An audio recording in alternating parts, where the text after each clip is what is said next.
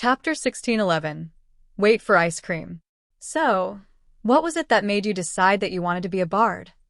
The clerk asked Tion, who was basking in the glory of all his new skills. I wanted to do a job that nobody else in the team did. I am supposed to be the healer, but everyone regenerates so fast with really good defense that I don't usually have to do that full time. But we already had lots of attack people. So I chose to be the one giving buffs. Music is soothing, foxes are fluffy. It's a natural combination. So I got all the buff skills that I could to go with my new instrument. I think I might get another one as well. Possibly a flute. Or a lute, whichever is easier to play as a fox. The clerk smiled as she listened to Tion's reasoning. It made some sense, and she had heard that Carl was quite overpowered in a dungeon. Obviously, the Dana mage was as well, now that she was a golem mistress and had the auto-parry skills of a former battle mage type class. But that was a reasonable, sort of overpowered. Carl was apparently on a whole other level if Min was to be believed. With his piece said, Tion waved at the clerk and pointed his nose toward the door. Dana, can we go for snacks? I think that I want ice cream. Ice cream, Leo cheered. That is an unfair tactic. You know how hard it is to say no when you team up like that. But it's almost time for a proper meal. You can have ice cream next time. With that, she led them back to the apartment and pretended that she didn't notice Kara running off to get the ice cream for after dinner.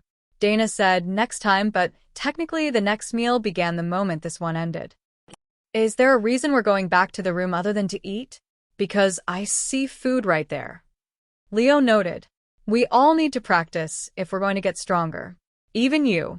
If we stay out all day and night all the time, when are we going to train? So we will go back, visit the people in the tiny world for dinner, and then take some time for ourselves. Carl explained. Oh, that makes sense. We should go visit Brother Thor and see how things are going. But does that mean that we can have the Carl use his new breath of the world on the dragon eggs? Because that would be neat. Carl laughed at the thought of the caretaker's response to him suggesting that he should evolve all the eggs in the tiny world. The conflict between hoping that the young ones would have a brighter future and the dismay that the skill only worked on nascent beings, not fully grown ones, would drive them all a little insane. Especially Button. Being left out of the loop, stuck as one of the weaker dragons in the tiny world when there was a whole batch of younger ones about to hatch, would be a strange spot for her. But the red dragons should know how to deal with the situation. They were trained to raise children of multiple species, so there had to be some trick to preventing bullying. We do need to go check on Thor and Tessa anyhow. They're going to need some support, no matter what species the kids come out as. But Tessa should have a fair bit of time before her due date still, I think. There are also a lot of resources for Remy to transfer to the teams there. I know that she has been collecting them from the dungeons and from around the clan compound. Not that there is much of value in the compound that isn't claimed and privately harvested. But those are things that don't exist in the tiny world yet. Good idea. We should see everyone. I'm going now, Leo announced, then vanished into the tiny world to go find Thor. Do you think that we should warn him before he sees something he shouldn't? Dana asked. Nah, let him learn. Besides, Thor knows that we're coming for dinner, so they should be decent. Dana laughed as she finally noticed Thor's thoughts. Normally, she tried to tune out the beasts as much as possible to give them privacy. Or because Kara was bored and trying to implant subconscious suggestions in her mind again. But either way, she didn't really listen in. Thor had actually been on the training grounds, and while he was not currently dressed, he was in behemoth form, trying to maximize his growth so that he could catch up a little. The spaces were becoming imbalanced with him stuck at mythic rank, and just going home flooded him with power. He had slacked for too long. However, there were upsides. His pond, which was lined with holy stones, had been imbued with immortal energy, and the stones had advanced, so he was soaked in immortal rank holy energy when he napped in the pool. That was nice. Carl decided not to move everyone to the tiny world directly. They would wait until they were in the apartment, where it was harder for anyone to detect what they were doing. That would keep up the illusion that they were still around and available if someone needed them. And it would keep the elders from getting suspicious that they might be holding out on the good stuff. Because Carl definitely was doing that. He hadn't asked for a single piece of the loot that the beasts got on the last run. He had only turned in and upgraded what it had given him. He was the only one who got the dungeon loot boxes for the bosses, but the others still got loot off the other mobs at random. It might not be as much loot, but Leo was quite pleased with his new hat, and that was a drop that he had received directly. That made it special, in his opinion. Chapter 16:12. To entertain. By the time that they gathered in the tiny world, the majority of the residents, including the rescued group from the failed invasion of their home world, had gathered to greet them. Carl, good to see you again. The tiny world is looking good these days. The changes you've made are incredible. This place feels so much more complete than it used to, and we're starting to see our first immortal rank blooms in the crops. One of the older elves greeted him. He noted that she had clearly just thrown on clothing for their arrival because she had only done up the top button to hold it in place, fully intending to take it back off again when they were finished. Why she didn't equip it from her inventory was a mystery, unless it was a handmade piece that wasn't system-linked. They had people with the tailoring skill, so system-linked clothing wasn't out of reach. It's great to see you all doing well. I see that some of our newer arrivals are coming along well in your training as well. The system recognizes their class, and I can feel the change in power level, even though they were already technically mythic. They all looked exceedingly happy with their progress, and Carl noticed that the long-term occupants were not weak anymore either. Most of them were either at or getting close to totem rank, and even Lotus was about to break through to mythic. The influx of Immortal Realm mana was doing the same to them as it had done to the group who had been dumped out into the middle of the invasion. The difference was that they had a class, and as they advanced, they could keep advancing. They wouldn't be stuck in a powerful body with zero actual capability. In a way, that was similar to the children that Leo went to school with. They were immortals, but not in the way that would matter if they got into a fight with an adult immortal. Lotus ran over to hug Dana, and then stole Tion from her arms, so she could bury her face in his fur. That's what I needed. Tessa cleared her throat. We've got a big feast going already, so no need for more dishes. We've been working to improve the variety in our diets lately. I know that some of us are happy to have the same meals every day, but it's better for both the environment and our stomachs if we add some variety. Button grumbled in dissatisfaction. All I said was that it would be nice to have a third breakfast burrito day during the week. As Carl recalled, the other option on burrito day was fruit-filled pancakes, one of Lotus' favorites. She certainly wouldn't have been the one to complain. Well, if we start getting more centralized, there could be a buffet option. I know that the academies do it that way, but if the Red Dragons are running them, the only breakfast option might be oatmeal. Tessa laughed. None of their Red Dragons were that strict with the diets for the young ones. Even breakfast usually had some sort of meat with it, though rice and beans were a side dish for every single meal after breakfast. They weren't willing to let go of that one. What brings you here today? Is there a special occasion? Not particularly, but we can make it one. Why don't I go over to the egg clutches and give them a little bit of blessing as the avatar of the world dragon? That should get them growing strong and healthy, and they might even hatch a bit early. Carl suggested. The dragons looked mildly horrified at the thought. I'm not sure it's wise to interfere with the development of a dragon egg. Birdie, one of their resident red dragon caretakers, noted. It's a blessing by a dragon god. What could go wrong? Well, when you put it that way, it doesn't sound nearly as bad. But I still get the feeling that there are going to be side effects that you haven't considered. That was almost definitely true, because Carl had not stopped to consider the side effects at all. Button raised her hand. Why don't we have him test on the desert dragon eggs? They don't have a perfect environment here. They have a good one, but not as hot as they'd normally like. They're also one of the weaker sub-dragons. If any of them could use the help, it's the desert dragons. That was remarkably sound logic from the little forest dragon.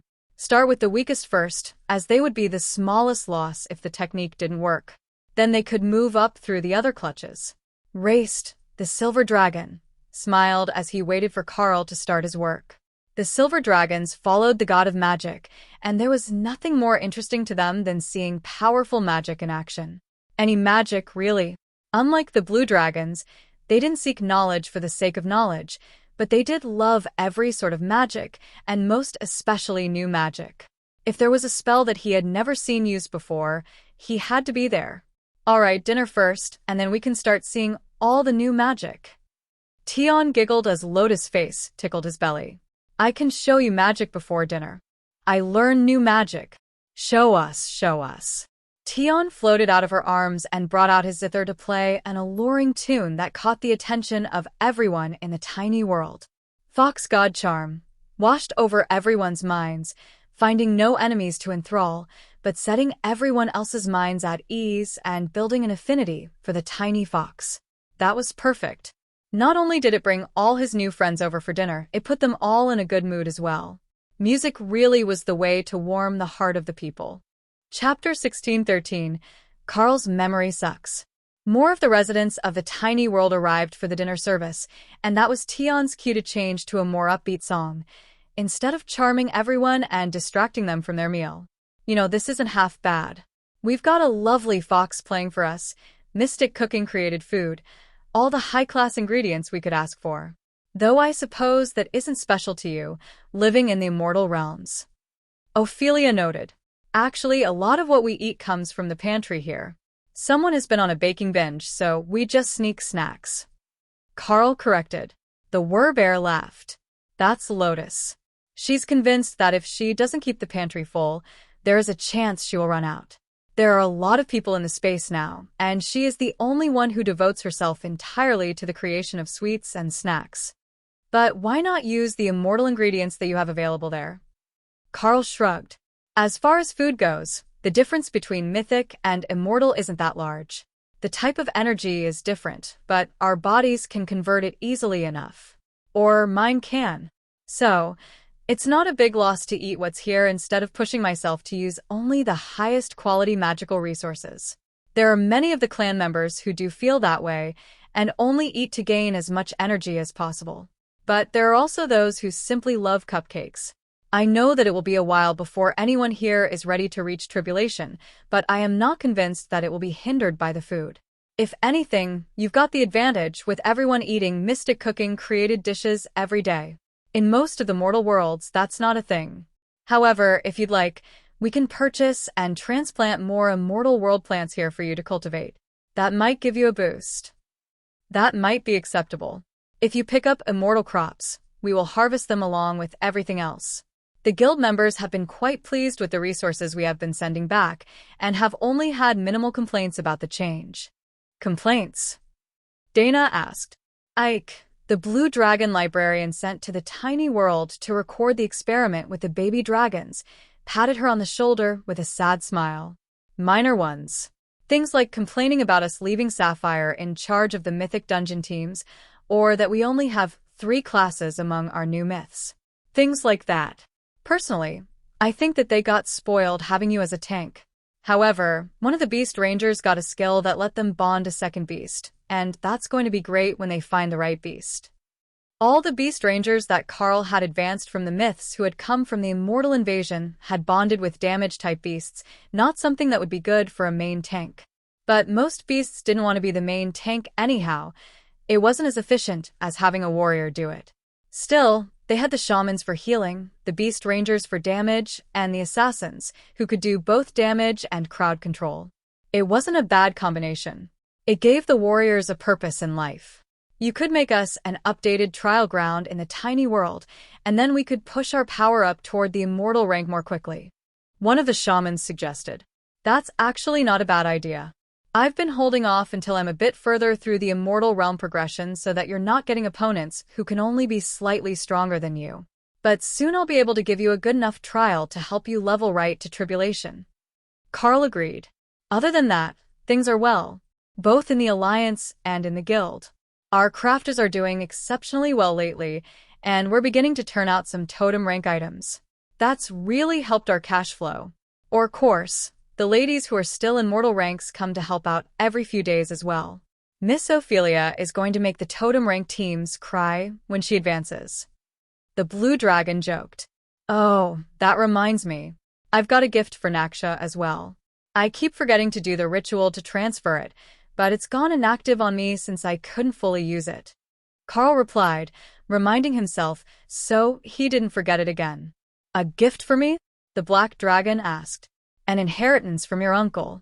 I was the only one around when he was advancing, but I couldn't fully use it, so it's still available.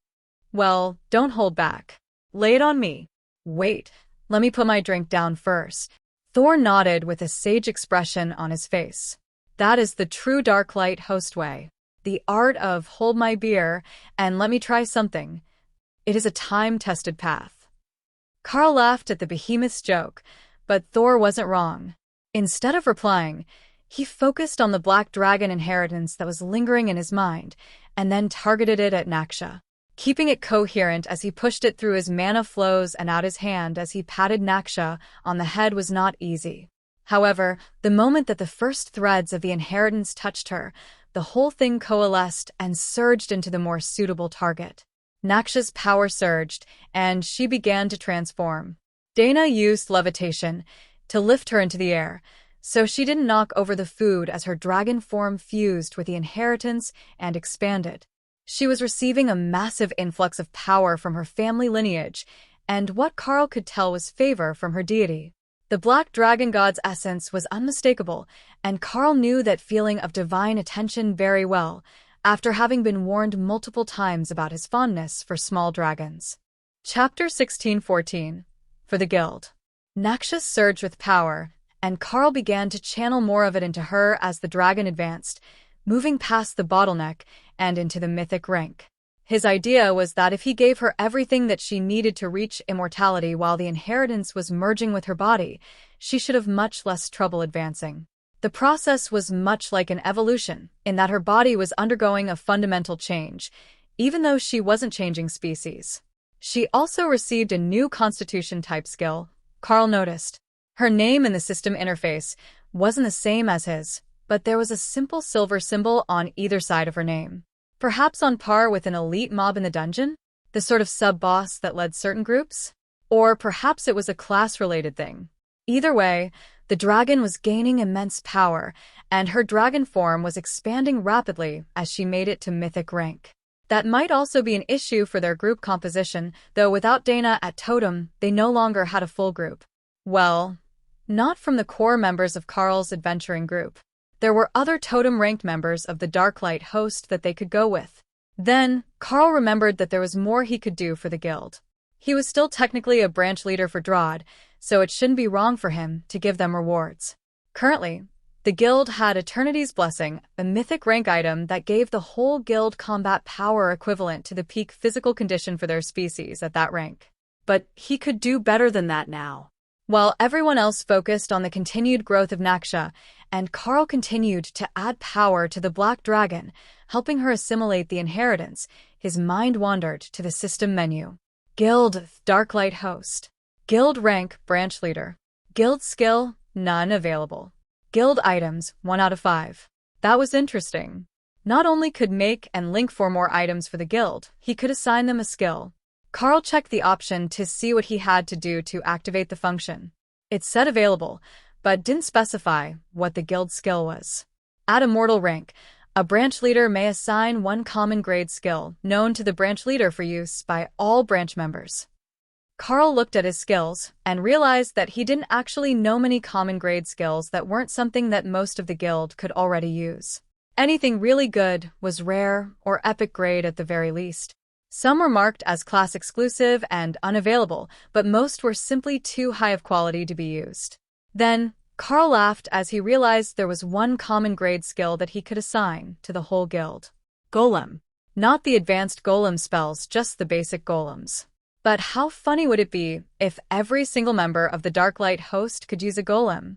While Carl mused about giving them golems, Kara was frantically searching through everyone's skills. A single golem for everyone would be pretty cool. But surely, she could do better. What if she gave everyone bestial regeneration? Or a healing spell? The absolute rage moment that enemies would suffer when the mages cast a healing spell on themselves would be glorious. Especially if it was that long duration, one that Leo could use with nature magic. Actually, Tion's inspiration would be, no, that was only useful at Immortal. It only gave 5% per rank when you were mortal, and while that meant it was actually stronger for a myth than an immortal who hadn't formed their immortal spirit, it still wasn't great for most of the members. Plus, they were a crafting guild. All the good options were off-limits as a guild skill still. If she could give them system stones, which created a temporary replica of the system stones, they could become the most popular guild in the world in about 5 seconds. Ooh, beast form was common grade. It would turn them all into beastkin with better stats. Making the guild a bit cuter wasn't wrong. It would make at least half the members happy. Unfortunately, even her most basic personal skill, Disintegrate, was a rare grade skill according to this list. Ha! There it was. Mana Pylon was a common grade skill. If they weren't going to give the whole guild a golem, they could give them all the option to use a Mana Pylon, and no Darklight Host guild member would ever run out of mana again.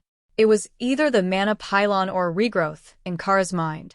As Kara plotted Lotus Healing Totems, in pixie form, flitted by, playing tag with Opal.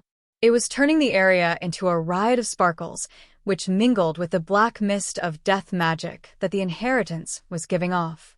Carl heard Kara plotting and decided to put it to a vote among the members who would actually benefit from the skill. Ophelia, Tessa, what do you think would be best as a skill for every guild member to gain? Golem, Mana Pylon, or Regrowth? What sort of question is that? Who even starts a conversation with that? Ophelia asked. I'm serious. There is a guild skill slot open, and I need to pick a common grade skill that I know to put in there for everyone to use. I think that there are some limitations on it, but I didn't read the fine print. Carl explained. Of course you didn't. Well, we're actually pretty good on mana, and we've got Mana Pylon as a skill book in the library, so our casters mostly know it already. The mages know Golem, but having another one when we don't have a mage would be nice. However, for the craftsmen, Mana Pylon is the clear winner. For everyone else, I would think either Regrowth or Golem. It's difficult to say. Ophelia replied. Tessa nodded. We've got so many people doing such wildly different things that I don't think there is one specific skill that would be perfect for everyone. However, the world is short on healers all the time, and many of the groups that the members try to go with have terrible healers. So letting them use a large area heal over time effect would be amazing. Plus, it's handy in the workshops, where burns and injuries are a constant issue. Carl nodded. Guild skill set Regrowth. Guild skill change cooldown 30 days. When multiple members of the guild are in one group, only one activation of the guild skill may be active at a time. Chapter 16:15. Limitations and gains. When multiple members of the guild are in one group, only one activation of the guild skill may be active at a time. Carl stared at the notice. Regrowth was the right call. One golem didn't make a huge difference, but that spell healed everyone in the group for 15 seconds per cast. If you had the mana, you could heal the whole group constantly. It wasn't a highly potent instant heal like most single-target spells, but it was still a lot of healing added up over the duration. Having just one Darklight host member on your team, no matter their role, would allow your group to have a constant healing buff. It might be hard on the mana, but most classes didn't actually suffer from mana limitations. Healers did and mages did. But most of the melee classes couldn't spend it as fast as it regenerated. So, until he could use a higher grade skill for the guild skill, this would do very well. Actually, that gave Carl an idea. If he made an item to equip in the guild inventory that granted mana regeneration, that would be as good as giving them the Mana Pylon spell as a second guild skill. Plus, it would help him too. You could never have too much mana regeneration. He didn't actually know how to make an item gain the necessary attributes to be equipped as a guild item, but a bit of work with runecrafting should make it possible. Naksha's acceptance of the inheritance was finishing, and the dragon transformed back into humanoid form, still looking the same as she always had, but with a bit more aura, a certain vitality that was difficult to quantify. Looking good. Did you get everything that you hoped for out of it? Carl asked. I didn't know that it was an option until 2 minutes ago, so I didn't have any particular hopes for it. However, what I did get is brilliant. You said that this came from my uncle? Carl nodded. Indeed. It was granted to me because I was the only one around when he became an ancient black dragon. I got some benefits out of it, but most of the power was simply stored away as I was incompatible with it. Well, I have to say that it's amazing. Not only did I advance, I gained a full understanding of the fundamental rule of death. It has brought me closer to the death god. I can actually feel that the black dragon has taken a personal interest in your actions, and I'm not sure whether that is in a good way or not. Carl laughed. Definitely both. You see, the death god is somewhat concerned that I will mess up the balance. I have been informed that multiple times by other black dragon clerics and avatars. So, with that in mind, I would like to upgrade all of the dragon eggs in the tiny world so that they hatch as greater species who are more likely to be able to roam the immortal worlds as adults. Having the link back home is a huge benefit for us, though.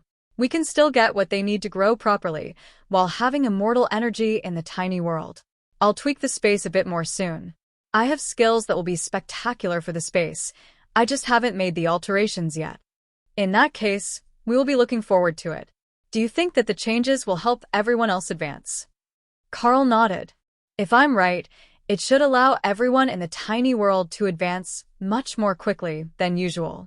I will also add in that new trial, which will be a huge bonus for everyone's training, as you can gain skill points in the trials. With some skill points and the tiny world forcing everyone up toward the peak of mythic rank, it shouldn't be impossible for all of you to reach tribulation eventually, if you can comprehend a rule. We know that Naksha has hers already, so it's all down to how fast her body grows and stabilizes at mythic rank. Once it does that, she's almost guaranteed to advance. Lotus waved her hand to get everyone's attention. Does that mean that you can advance Tessa's hatchlings? Because I kind of want to see what happens. Tessa thumped her energetic friend on the head. Why are you encouraging him to change the species and power level of my children before they're born? It's the best time. I'll bet that they could be real dragons if he does. Wouldn't that be cool? Perhaps they could be giant red dragons or something. Kara nodded eagerly. They could turn out to be something super cool. Who knows? You might get to raise the strongest children that the Darklight host has ever seen. You can't be letting some random dragon eggs outshine your new herd, can you? Tessa laughed as Kara shamelessly aimed directly at Thor's greatest insecurity. The risk that his herd might be seen as weak. Tessa immediately sensed his distress and glared at the badger. That's playing unfair. If you want to convince me, you can't pick on your brother to do it. Kara nodded. Fine. I will change tactics. Once he sees how much the eggs gain from the spell, Thor will do all the work to convince you for me anyhow. Tessa laughed. She knew that Kara was right. Thor would definitely want the strongest children that he could get. It was hardwired into his brain. The ladies of the tiny world began to pass around plates so that everyone could eat before they got distracted with all the changes that Carl wanted to make to the tiny world. Then they sent someone to go get more wine. Naksha was one of them now, a resident of the tiny world, and she had just made it to mythic rank. That was a huge moment for her, even without the inheritance that Carl had finally passed down. Chapter 16:16. Thor can't hold his liquor.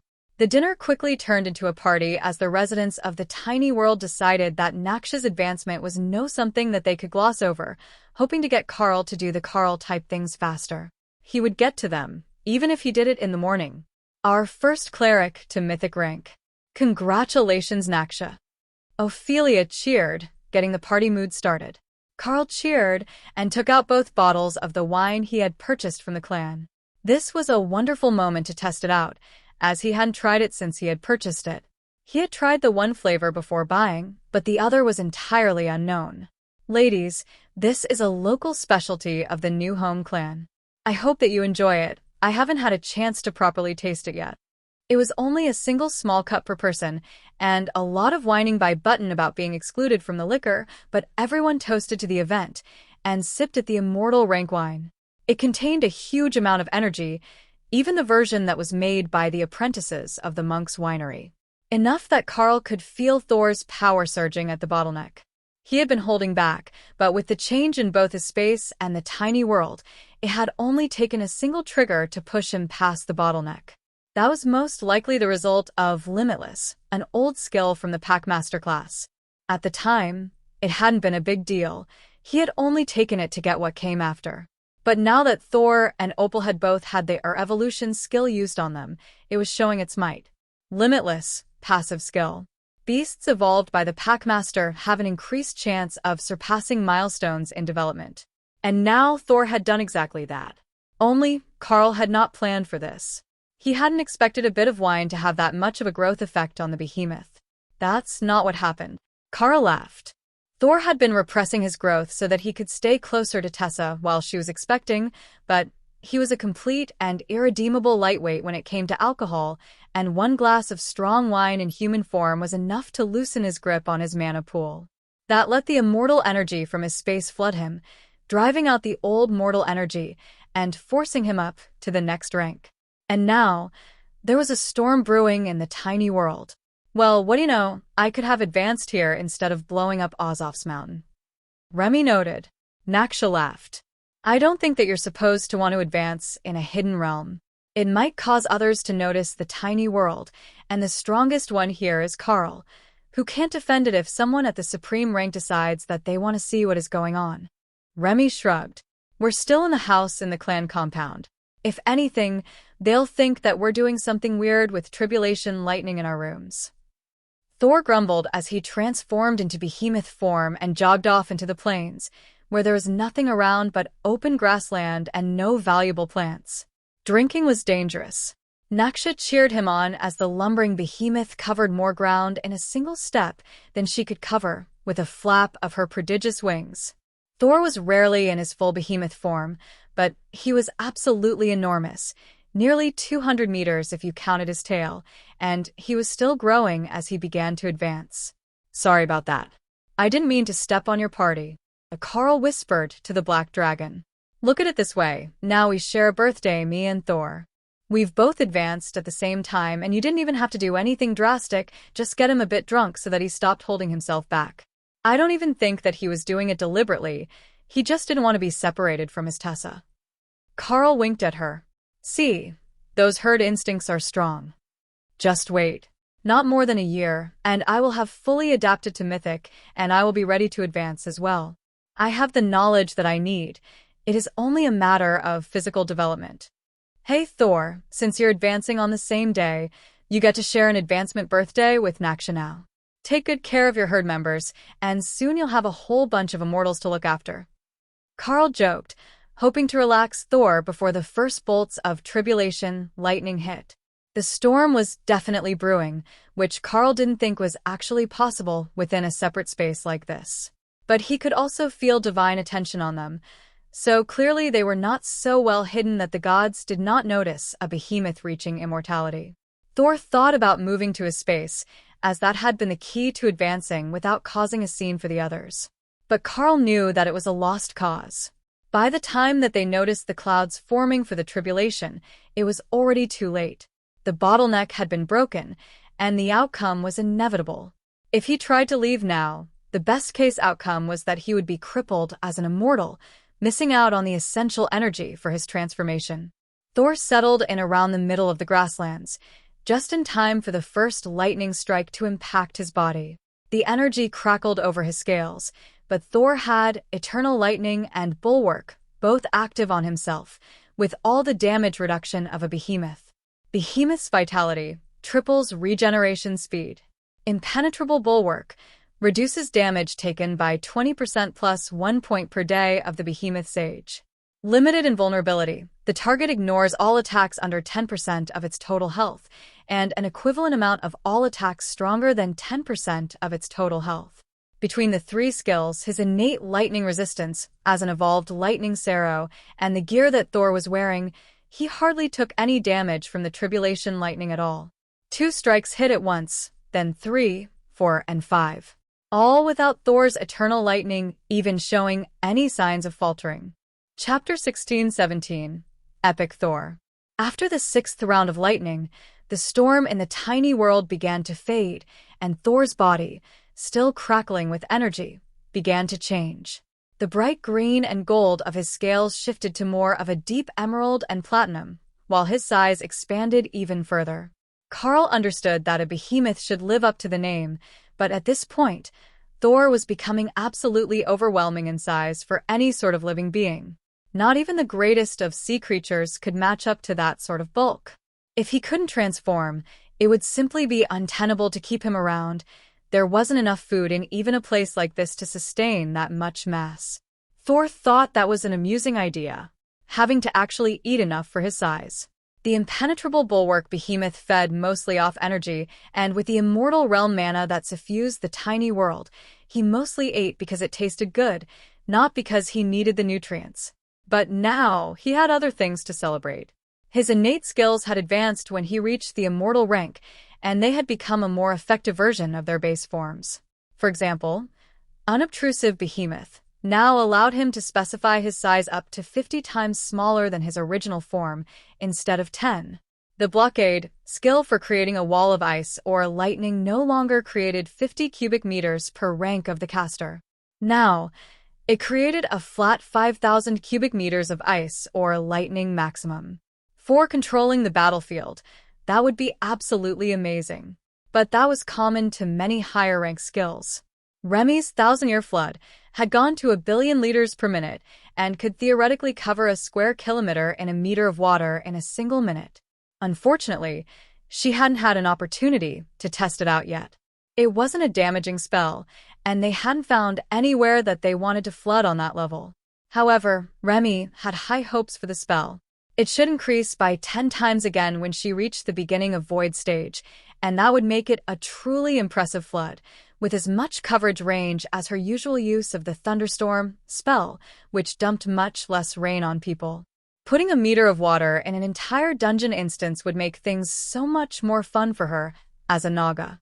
In the water, only Leo was likely to be even close to as fast as she was. Leo thought that was a wonderful idea. They could make all the dungeons a shallow sea, and he could swim around, letting the water splash on his flippers. It could be problematic for the rest of the team, though. Thor immediately shrunk his size back down once his advancement was finished, and then crouched so that Tessa could get up on his back. He had returned himself to Sero-sized, just under 3 meters tall and 6 meters long, plus his thick tail. But that was perfect for Tessa to ride into battle. She might be refraining from combat for now while she was pregnant, but that didn't mean she wasn't going to keep training to prevent her skills from getting rusty. Well, it looks like Thor got just the skills that he needed. He might not look quite like the Sero that he was born as, but he's the right size again, and he can have his night. Dana joked with a smile on her face for Tessa's excitement. For the longest time, Thor had been too large, even when he reduced his size, to properly ride into combat. However, Carl was no longer the only one in the group that showed an epic grade constitution. Thor now had the same decoration on his name when viewed through the system, but his health pool was absolutely enormous.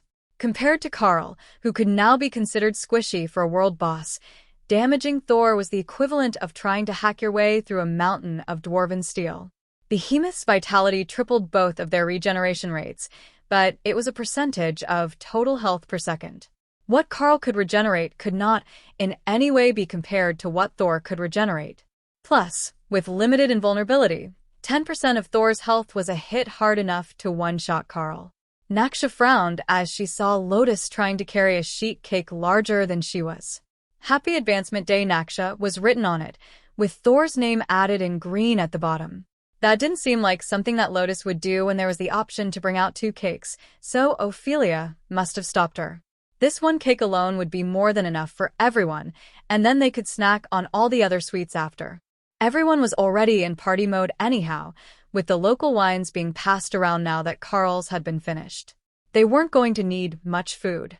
While Thor and Tessa ran a few charging patterns, everyone else was rapidly getting drunk. That was the perfect opportunity for Kara. Everyone was distracted as she snuck up on Tessa, who was grabbing water after their short training session. Skill unavailable to meddlesome badgers. Kara glared at the system notice.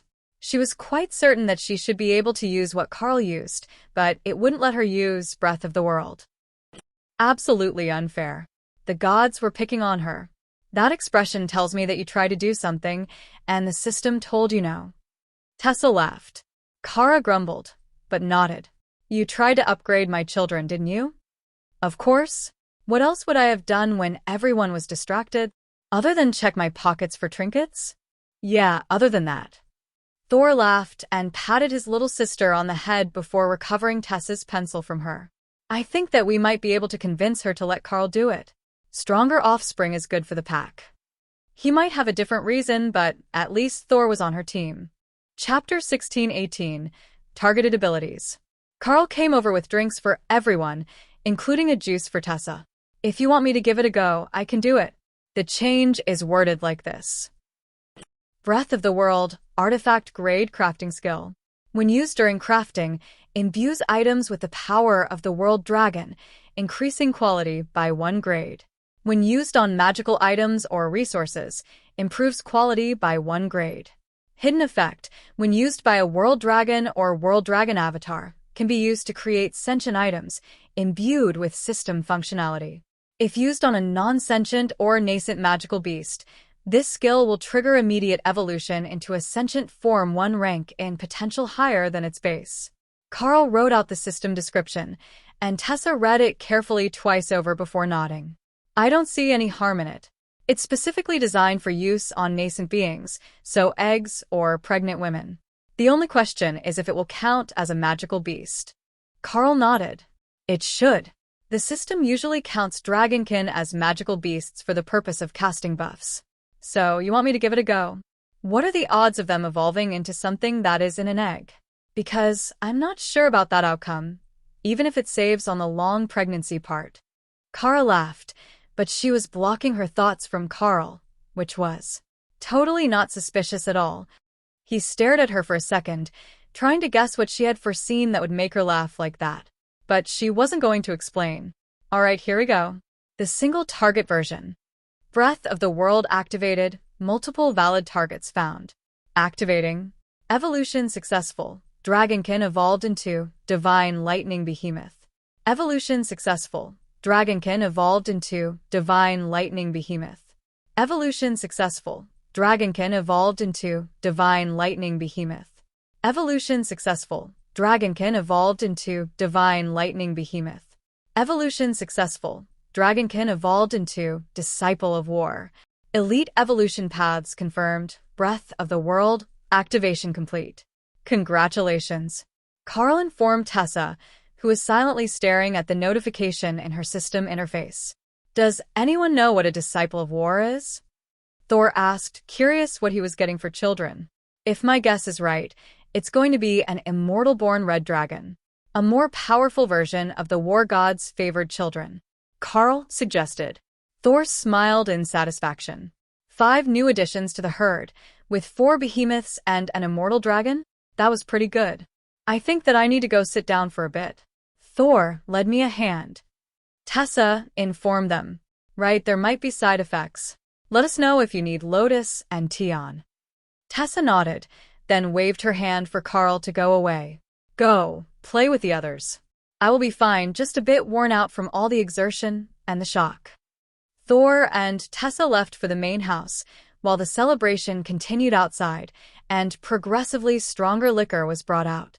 Someone had been distilling vodka from the totem rank potato crops that they had been making, and it packed a rather surprising punch.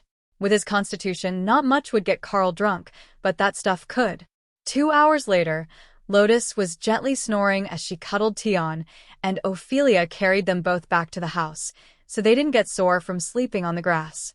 But the majority of the party was still happily dancing and singing late into the night, long after Naksha had fallen asleep in a hammock, surrounded by flowers and empty shot glasses. Carl and Dana made it as far as their bedroom in the guild house, but by the time that Carl woke up the next morning, the sun was already high in the sky, and the daily business of the tiny world was off to an admittedly sluggish start.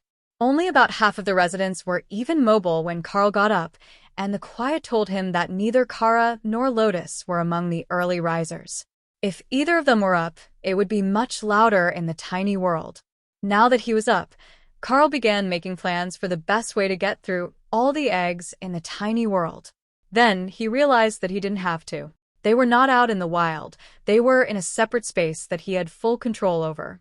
All that he had to do was imbue the spell into the tiny world's innate magic, and then he could activate it on anything within the space.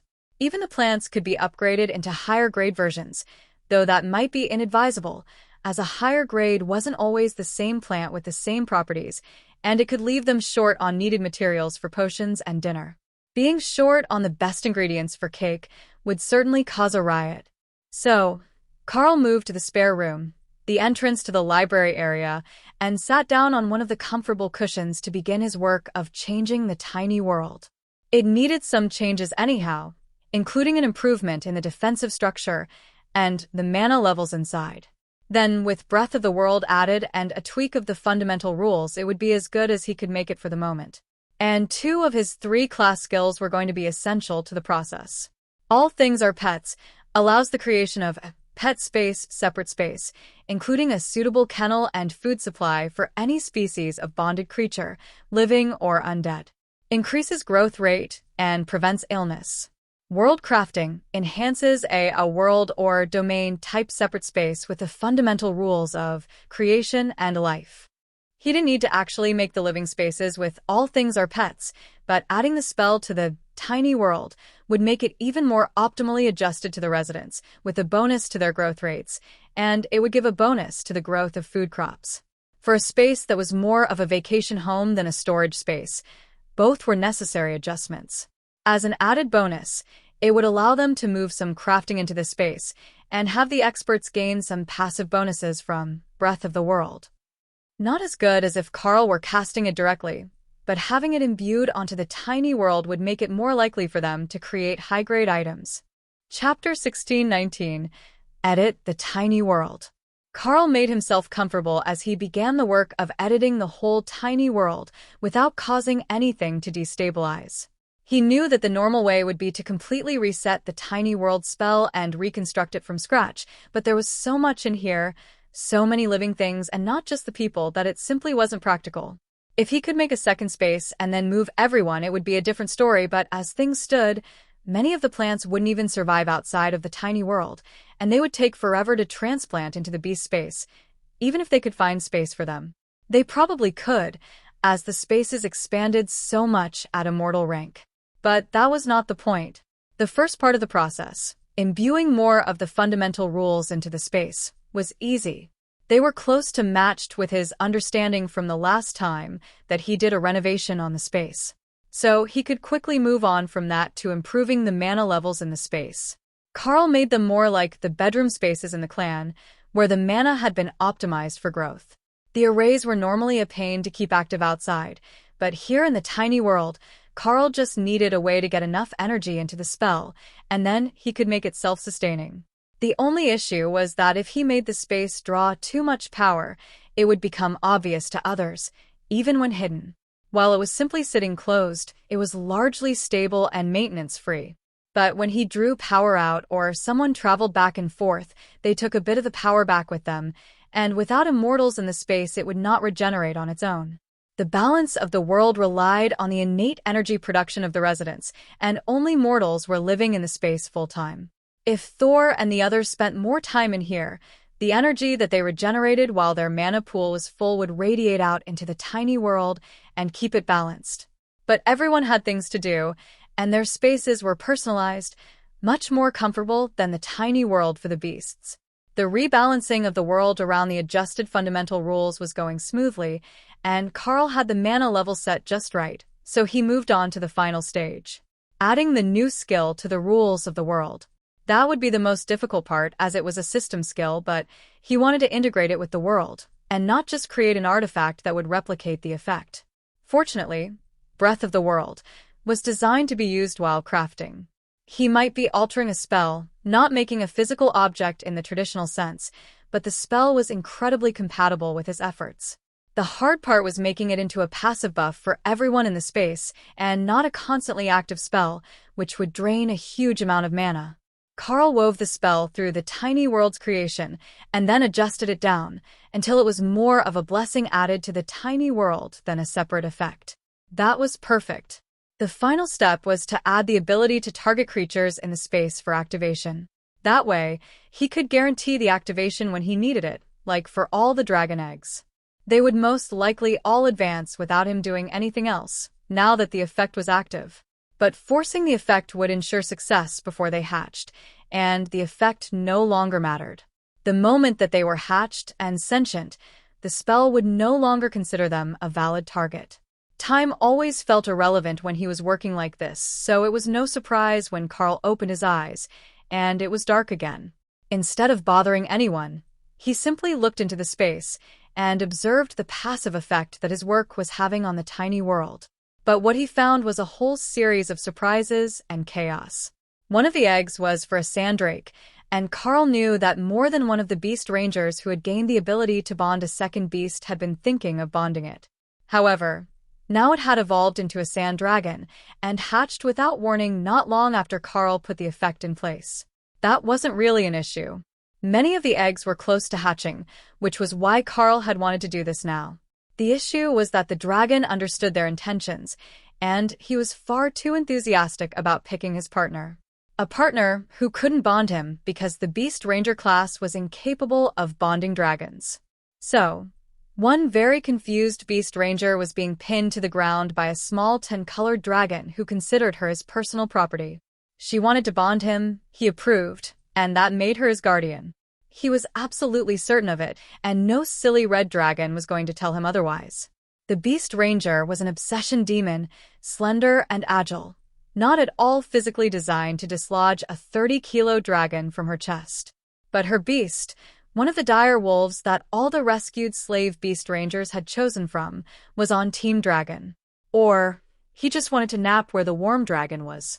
Either way, it put him sprawled out across her chest. However, that bit of chaos was not the most shocking thing that Carl saw in the space. The first egg to hatch could not compare to what he noticed in the room across the hall, where Thor was sleeping next to a cushion piled with mottled green and red eggs.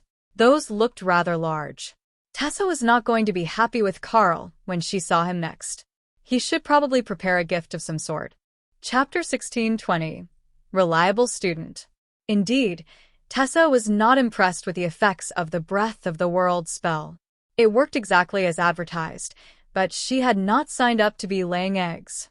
Especially not behemoth eggs of that size. And the pleased look on Thor's face, as he slept, was not putting her in any better of a mood. Thanks to her training, she knew that it was leftover pregnancy hormones, but she really did want to slap that smug smile off his face. With Thor pulling her into a group, it shared his regeneration skills with her, so there was no need to call in the healers. But not needing to call in the healers did not make up for surprise childbirth in egg form.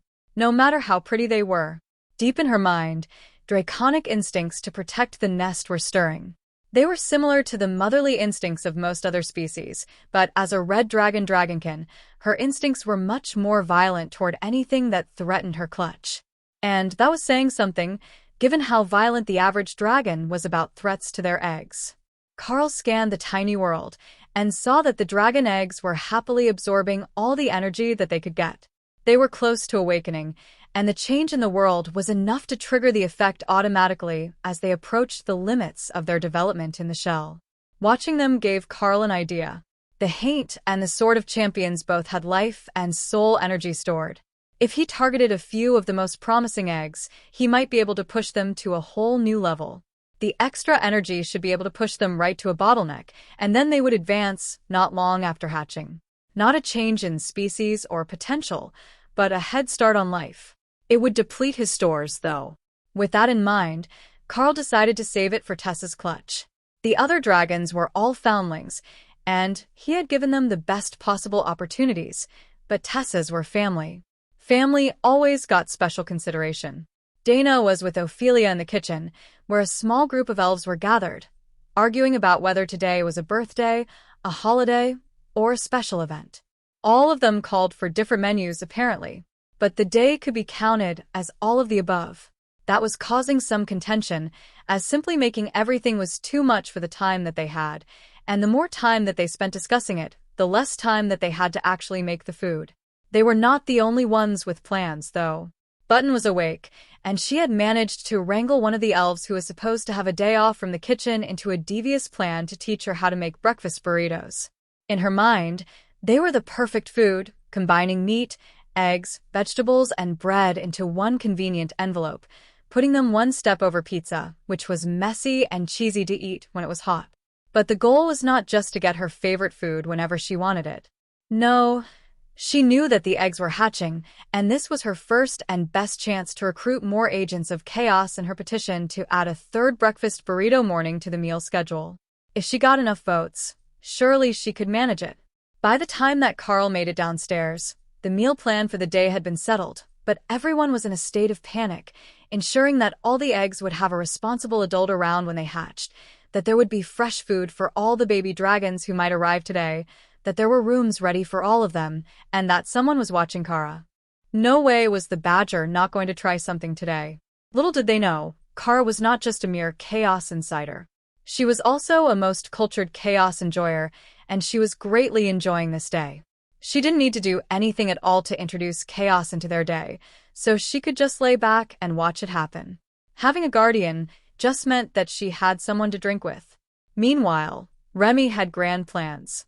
She had a potion specifically for helping dragon eggs advance in rank, not just in potential, and they had already tested it for side effects when they were traveling back in time to help Princess Rue. She would have to convince someone to let the little ones drink the potion, as they were too close to hatching to absorb it through the shell, but that shouldn't be too challenging once the kids got settled in. All that she needed now was 1 week to make all the potions she needed. It was a massive batch, that was for certain. But she had plenty of all the ingredients growing in her space without even touching what was in the tiny world. That had to count for something. There was so much potential here. Hundreds of dragons just ripe for introduction to the larger world of magic. And once they were introduced to the joys of magic, they could be introduced to alchemy, the greatest branch of practical magic. That was when the real action started. It would be amazing to have her own disciples. Instead of correcting the wayward sisters, Carl decided that he would start with the ones who were actually behaving for a change. The squeaky wheel gets the grease, but that would leave the well-behaved siblings neglected with as loud as some of the others were. So, Carl started with Leo, as Thor was still guarding Tessa's clutch while they slept. The little turtle was just drying himself off after a nice swim in the lake and putting on his new tricorn hat. Headed somewhere? Carl asked the excited young turtle. Off to school. It starts in 30 minutes, and I haven't gotten to show any of my new friends the neat stuff I got from the dungeon yet. They're going to love my hat. Carl laughed at the pure joy on the turtle's face. How about I walk you to school today? Then there's no way they can accuse you of lying. I'll be right there to set them straight. Oh, thanks. I think Kara is planning to skip today. There is too much happening for her to focus. Just don't model your attendance after her, and you should be fine. It's good that you're the reliable student.